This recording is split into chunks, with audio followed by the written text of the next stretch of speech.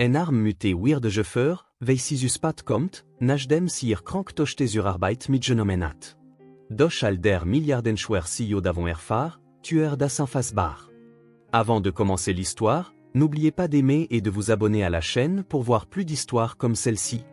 Mon père a regardé ma fille de 9 ans droit dans les yeux et lui a dit « Mange ou crève de faim », tout en pointant du doigt une assiette en carton remplie de pâté pour chien. 8 membres de la famille étaient assis, figés autour de cette table d'anniversaire. Personne n'a dit un mot. Personne n'a bougé. Ils ont simplement continué à couper leur steak et à siroter leur vin comme si de rien n'était. Je m'appelle Rachel Winters et je vais vous raconter comment mes parents fortunés ont tenté de briser l'esprit de ma fille le jour de son 9e anniversaire. Ils pensaient que leur argent les rendait intouchables.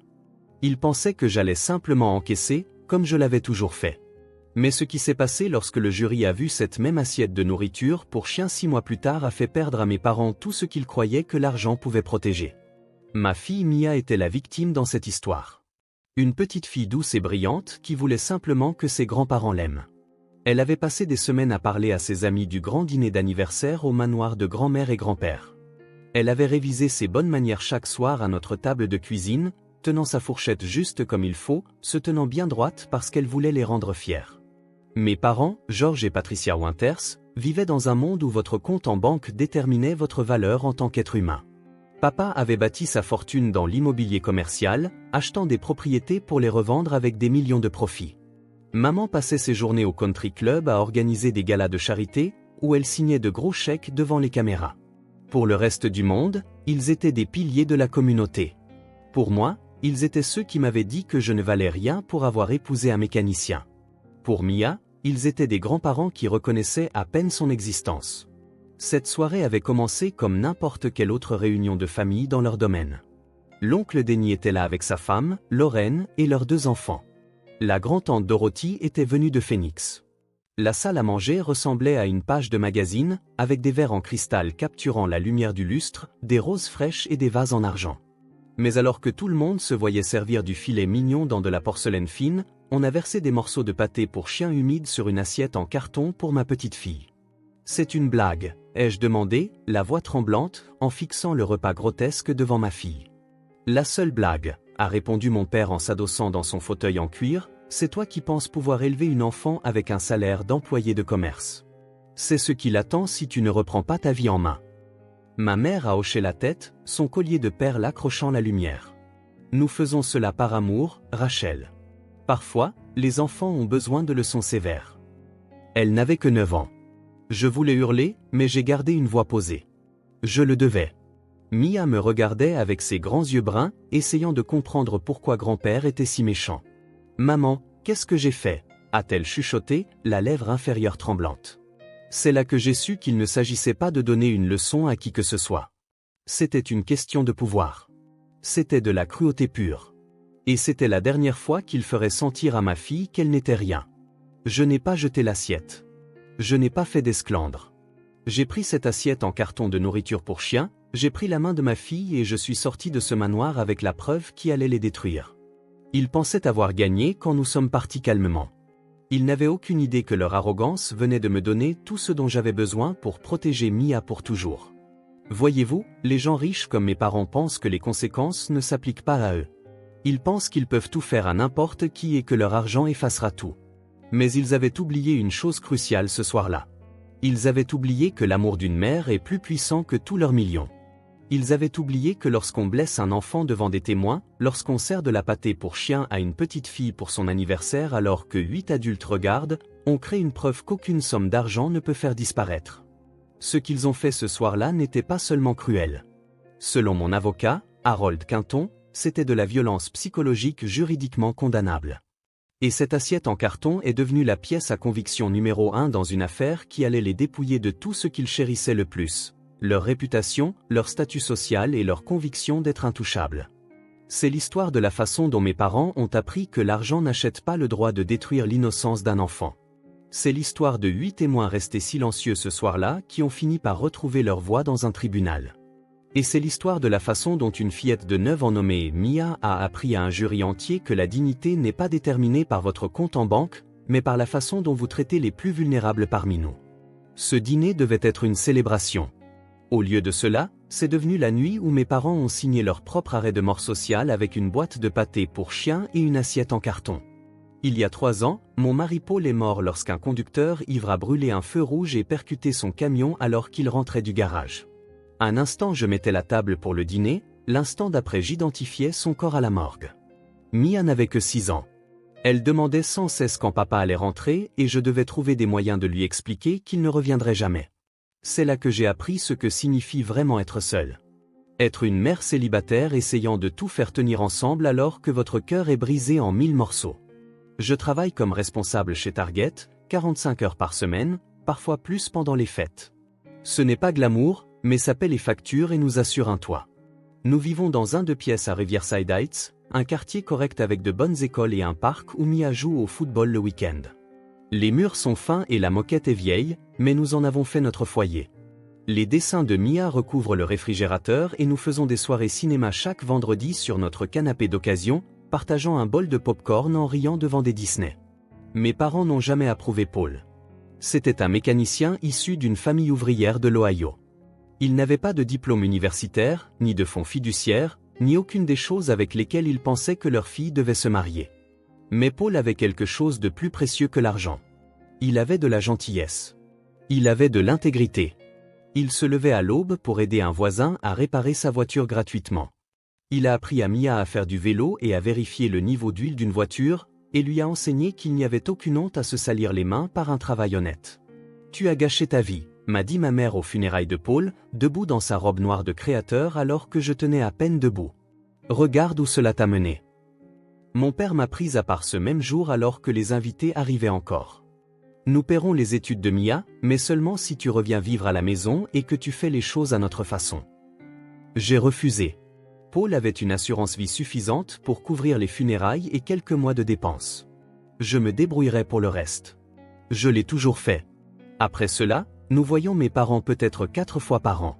Noël était toujours gênant, avec leurs cadeaux hors de prix accompagnés de leçons sur le fait que Mia pourrait avoir tellement plus si je n'étais pas si têtu. Pâques signifiait subir un brunch au country club pendant qu'il soulignait que la robe de Mia venant de chez Target n'était pas appropriée pour un lieu aussi raffiné. Il ne venait jamais à ses pièces de théâtre scolaire ni à ses matchs de foot. Il n'appelait jamais juste pour demander comment elle allait. Mais Mia espérait encore. Les enfants ont cette capacité incroyable d'aimer des gens qui ne le méritent pas, de continuer à croire que, peut-être, cette fois sera différente.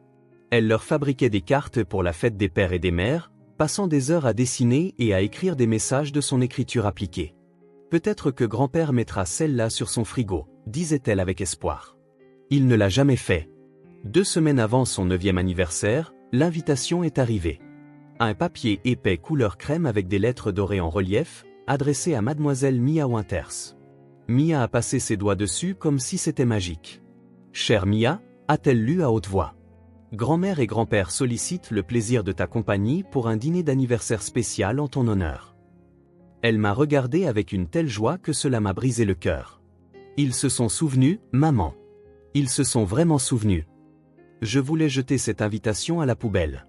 Tout mon instinct me disait que c'était une mauvaise idée.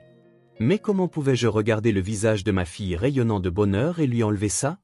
Elle avait déjà tellement perdu. « Est-ce que je peux mettre ma robe violette ?» a demandé Mia, planifiant déjà tout. Celle avec les fleurs. « Et on peut boucler mes cheveux?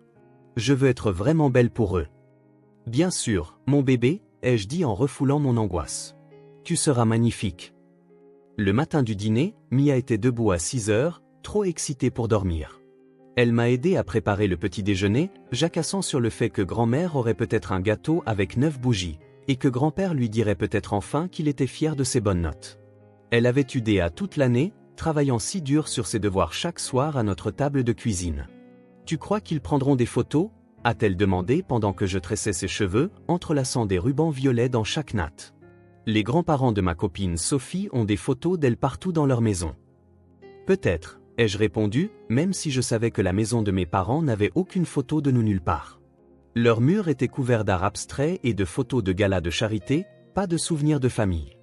En l'aidant à enfiler sa robe violette, celle qu'elle avait choisie elle-même chez Target avec son argent d'anniversaire de l'année précédente, elle s'est regardée dans le miroir et a souri. « Je suis jolie, n'est-ce pas, maman ? » Tu es la plus belle fille du monde, lui ai-je dit, en pensant chaque mot.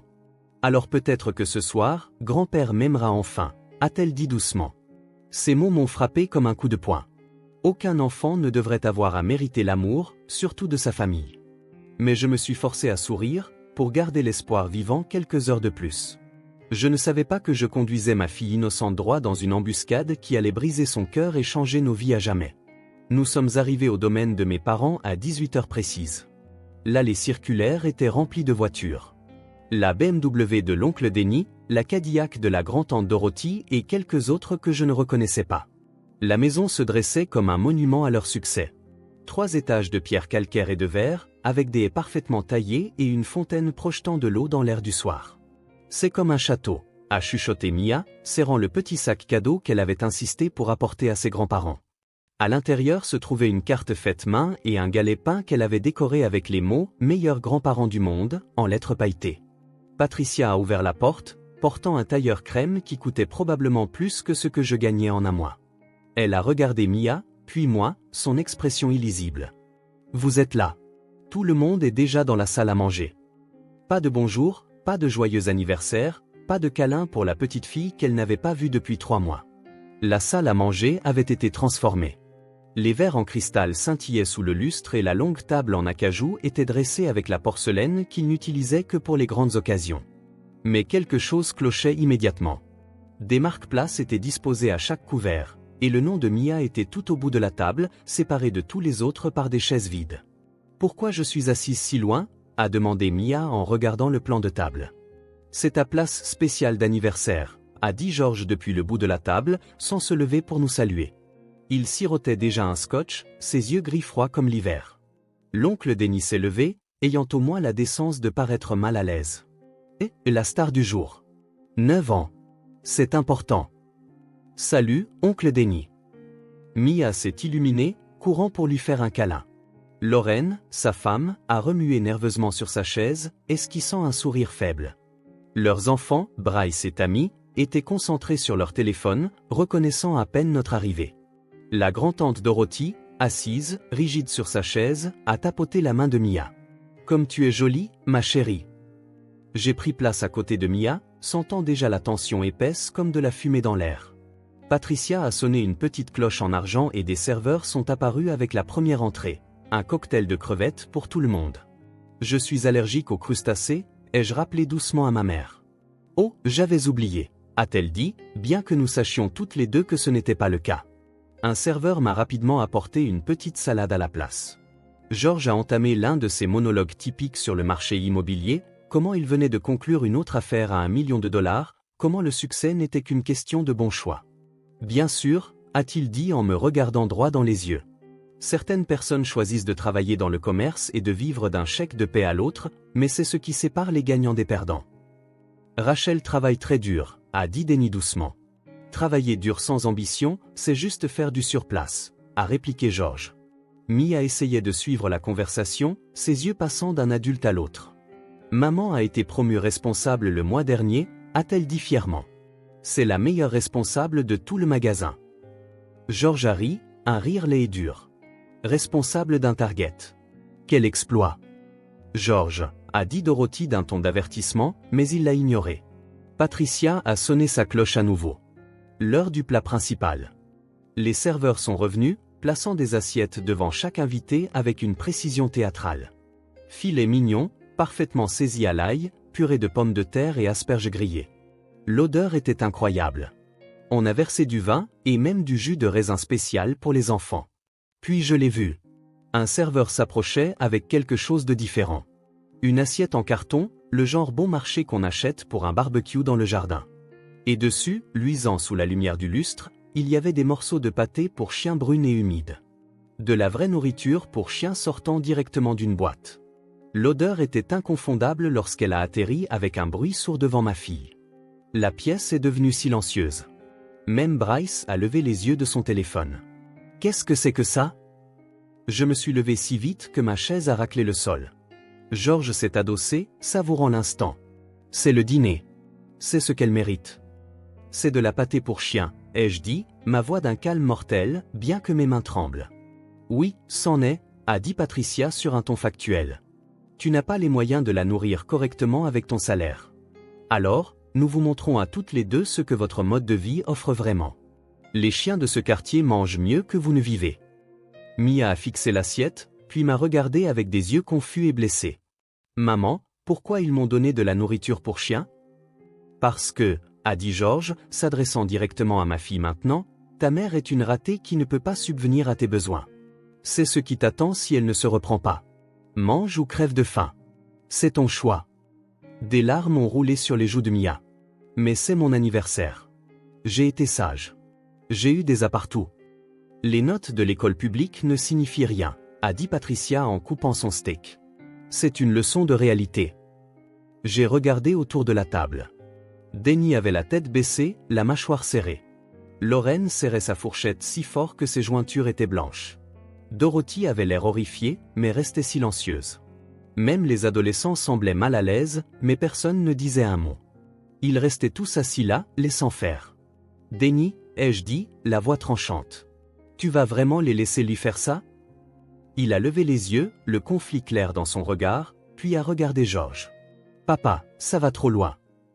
La ferme, Denny, où tu es déshérité aussi. J'ai déjà rayé Rachel du testament. Ne m'oblige pas à ajouter un autre nom. La menace a flotté dans l'air. Denny a détourné le regard. Le lâche a choisi l'argent plutôt que sa nièce de 9 ans. S'il vous plaît, a chuchoté Mia en repoussant l'assiette. Je ne comprends pas. Qu'est-ce que j'ai fait de mal? Tu es né d'une ratée, a dit Georges simplement. Mais peut-être que cela motivera ta mère à faire mieux. Je suis resté là un moment qui m'a semblé une éternité, regardant le visage inondé de larmes de ma fille, l'assiette grotesque de pâté pour chien, et les 8 adultes qui continuaient à manger leur steak coûteux comme si rien n'était. Mon père avait un sourire en coin, attendant de voir si j'allais exploser, lui donner la réaction qu'il voulait, prouver que j'étais la ratée vulgaire qu'il avait toujours décrite. Mais quelque chose s'est cristallisé à ce moment-là. Il ne s'agissait plus de moi. Il s'agissait de Mia, et j'allais gérer ça avec la dignité qu'il pensait que nous ne méritions pas. J'ai marché calmement autour de la table jusqu'à la chaise de Mia et je me suis agenouillé près d'elle, essuyant ses larmes avec mon pouce. Bébé, regarde-moi. Tu n'as absolument rien fait de mal. Tu es parfaite exactement comme tu es. Mais grand-père a dit? Grand-père a tort, ai-je dit assez fort pour que tout le monde entende. Parfois, les adultes sont cruels parce qu'ils sont brisés à l'intérieur, pas à cause de ce que tu as fait. Nous allons partir maintenant et nous allons aller au McDonald's, ton préféré. Tu aimerais ça? Elle a hoché la tête, avec des hoquets dans ses pleurs. Je peux avoir un Happy Meal? Tu peux avoir tout ce que tu veux, ma chérie. Je me suis levé et j'ai pris l'assiette en carton de nourriture pour chien. Le sourire de Georges s'est élargi. Tu vas me la jeter dessus? Montrer à ta fille quel genre de déchet tu es vraiment? Non, ai-je dit doucement, en maintenant le contact visuel. J'emporte ça avec moi. Patricia a ri, un rire aigu et froid. Qu'est-ce que tu vas faire? L'encadrer? Un monument à tes échecs?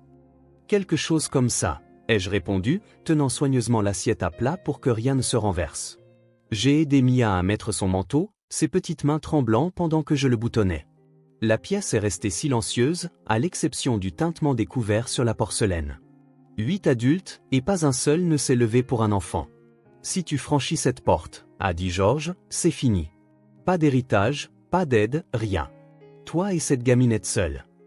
Nous sommes seuls depuis que Paul est mort, ai-je dit en prenant la main de Mia. La seule différence, c'est que maintenant nous le savons. Alors que nous atteignions l'entrée de la salle à manger, Patricia a crié, ne t'avise pas de revenir. Vous êtes toutes les deux mortes pour nous. Je me suis retourné pour leur faire face une dernière fois. Ma mère assise là avec ses perles, mon père avec son scotch, mon frère qui ne voulait pas croiser mon regard, et tous les autres qui avaient choisi le silence plutôt que de protéger une enfant. Après ce soir, c'est réciproque, ai-je dit. Mais vous devriez savoir quelque chose. Vous n'avez pas seulement aliéné votre fille et votre petite-fille ce soir. Vous avez commis une violence psychologique sur mineur devant témoins. Et cette assiette, c'est une preuve. Georges a ri. Tu vas appeler les flics parce qu'on a servi de la pâtée pour chien? Ils vont te rire au nez. Non, ai-je dit. Je vais appeler un avocat. Le sourire a enfin quitté son visage. Dans la voiture, Mia s'est effondrée complètement, sanglotant si fort qu'elle pouvait à peine respirer. Je me suis garé sur un parking et je l'ai tenue pendant qu'elle pleurait, son petit corps tremblant contre le mien. Pourquoi il me déteste autant, maman? J'ai essayé si fort d'être sage. Bébé, écoute-moi, ai-je dit en tenant son visage dans mes mains. Ça n'a rien à voir avec toi.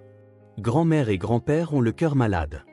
Ils pensent que l'argent les rend meilleurs que tout le monde, mais ce qu'ils ont fait ce soir prouve que ce ne sont pas de bonnes personnes du tout. Mais c'est la famille, a-t-elle chuchoté. La vraie famille ne te fait pas de mal exprès. La vraie famille te protège et t'aime quoi qu'il arrive. On va s'en sortir sans eux. Je nous ai conduites au McDonald's comme promis, et Mia a eu son Happy Meal, bien qu'elle y ait à peine touché. Puis j'ai pris une décision. J'ai appelé mon amie Janine, une infirmière aux urgences qui nous avait aidés lors du décès de Paul. J'ai besoin de ton aide, ai-je dit quand elle a répondu. Il s'est passé quelque chose ce soir et j'ai besoin de le documenter. Nous sommes allés chez Janine, où elle a pris des photos de l'état émotionnel de Mia, documentant tout tant que c'était frais. Elle a mesuré le pouls élevé de Mia, noté ses mains tremblantes, les signes classiques d'une détresse émotionnelle aiguë chez un enfant. C'est de la maltraitance, Rachel, a dit Janine doucement pendant que Mia était aux toilettes. Ça doit être signalé. Je sais, mais d'abord, je dois préserver ça, ai-je dit en montrant l'assiette que j'avais transportée avec précaution. Janine m'a aidé à transférer la nourriture pour chien dans un conteneur scellé, photographiant chaque étape, créant une chaîne de garde qui tiendrait au tribunal. Nous l'avons étiqueté avec la date, l'heure et les circonstances. Elle a même gardé un échantillon dans son congélateur médical en guise de sauvegarde. Cette nuit-là, après avoir endormi Mia, la tenant jusqu'à ce que sa respiration se calme enfin, je me suis assise à ma table de cuisine et j'ai fait la liste de tous ceux qui avaient été présents. 8 témoins de maltraitance infantile, 8 adultes qui avaient choisi le silence. Le lendemain matin, pendant que Mia était à l'école, je suis entré dans le cabinet d'avocat de Harold Quinton. J'avais fait des recherches approfondies sur lui la veille. 25 ans de spécialisation en droit de la famille, particulièrement dans les cas de violence psychologique et de dynamique familiale toxique. J'ai posé le conteneur scellé sur son bureau. Maître Quinton, j'ai besoin de votre aide. Mes parents ont donné de la nourriture pour chien à ma fille de 9 ans lors de son dîner d'anniversaire, sous les yeux de 8 personnes. Ils lui ont dit de manger ou de crever de faim. Harold a ouvert le conteneur, examiné le contenu, puis m'a regardé avec de l'acier dans les yeux. Ce sera la pièce à conviction numéro 1, a-t-il dit.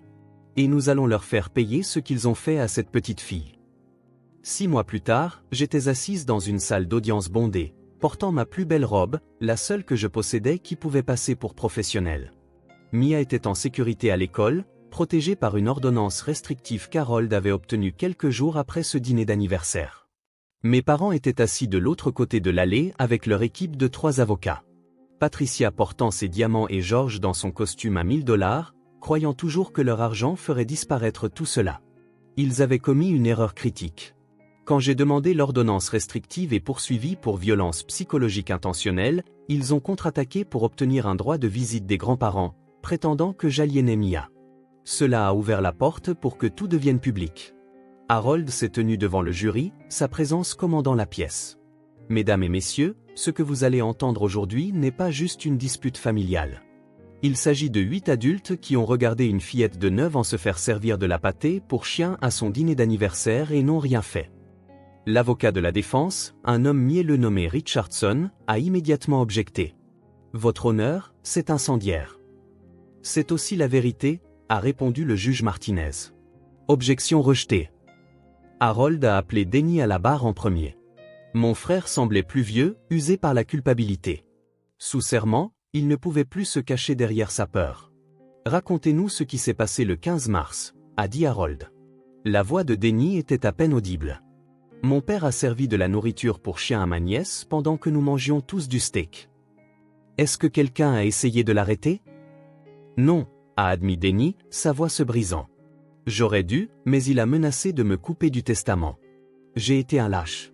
J'ai choisi l'argent plutôt que ma nièce et je le regretterai pour le restant de mes jours. Lorraine a suivi, les larmes coulant sur son visage avant même de prêter serment. Je n'ai jamais vu quelque chose d'aussi cruel fait à un enfant, a-t-elle témoigné. Mia est restée assise là à pleurer, demandant ce qu'elle avait fait de mal. Ça me hante. J'aurais dû me lever, enlever cette assiette, mais j'étais terrifié par George. Même la grand-tante Dorothy a témoigné, sa voix âgée tremblante mais claire. Je connais George depuis 70 ans. Je l'ai vu être impitoyable en affaires, mais ce qu'il a fait à ce bébé était diabolique. Du mal à l'état pur. Mais le moment qui a tout changé est arrivé quand Harold a présenté la pièce à conviction numéro 1. Votre honneur, a-t-il dit, j'aimerais présenter l'assiette de nourriture pour chien qui a été servie à Mia Winters. Il a sorti la preuve préservée, exactement comme elle l'était ce soir-là. La salle d'audience a eu un hoquet de surprise collectif. Une jurée, elle-même grand-mère, a couvert sa bouche d'horreur. Un autre homme a secoué la tête avec dégoût. Voilà ce que George et Patricia Winters ont jugé approprié de servir à leur petite fille, a dit Harold en la tenant en l'air. Des morceaux de pâté pour chien sur une assiette en carton pendant que tous les autres mangeaient des steaks à $50 dans de la porcelaine fine. Richardson a essayé de minimiser la chose. Votre honneur, c'était simplement une tentative malheureuse d'enseigner une leçon sur la responsabilité financière en nourrissant un enfant avec de la nourriture pour chien. Harold a riposté. Demandons à M. Winters de nous parler de cette leçon. George a pris la barre avec son arrogance habituelle intacte. Il a ajusté sa cravate et a regardé le jury comme s'il concluait une affaire. C'était destiné à motiver ma fille à mieux subvenir aux besoins de son enfant, a-t-il dit avec aplomb. Dites-moi, M. Winters, a dit Harold en s'approchant lentement. Quelle était la marque de la nourriture pour chien? George a hésité. Je ne me souviens pas. Harold a tenu la boîte, que j'avais récupérée dans leur poubelle ce soir-là quand je suis revenu avec une escorte policière. Morceau de bœuf en sauce. Marque générique. La moins chère disponible. Vous avez nourri votre petite fille avec la pâtée pour chien la moins chère pendant que vous mangiez du filet mignon de premier choix.